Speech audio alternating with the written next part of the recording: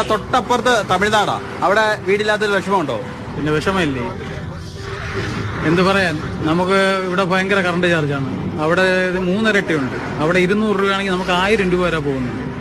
പിന്നെ വെള്ളമില്ല, അവിടെ വെള്ളം ഫ്രീ ആണ്. കറണ്ട് ബില്ല് എനിക്കൊക്കെ 215 രൂപയാണ് ഈ മാസം വന്നത്.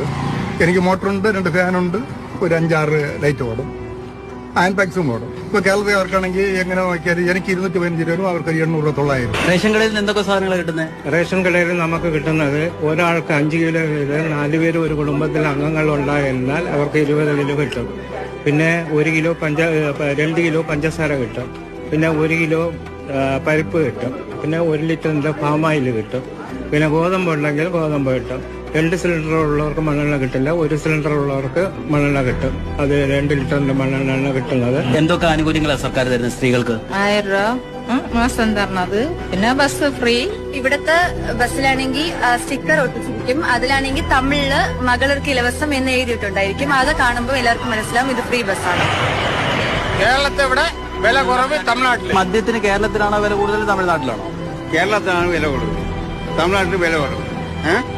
അതായത് തമിഴ്നാട്ടിൽ ഒരു ക്വാർട്ടറിന് 135, കേരളത്തില് 180. ക്വാളിറ്റി എല്ലാം ഒന്നുമില്ല. അപ്പുറത്തെ സർക്കാർ നൽകുന്ന മുഴുവൻ സൗജന്യങ്ങളും നൽകണമെന്ന് അഭിപ്രായമില്ല. പക്ഷേ ജനങ്ങളെ ഇങ്ങനെ പിഴിയരുത്.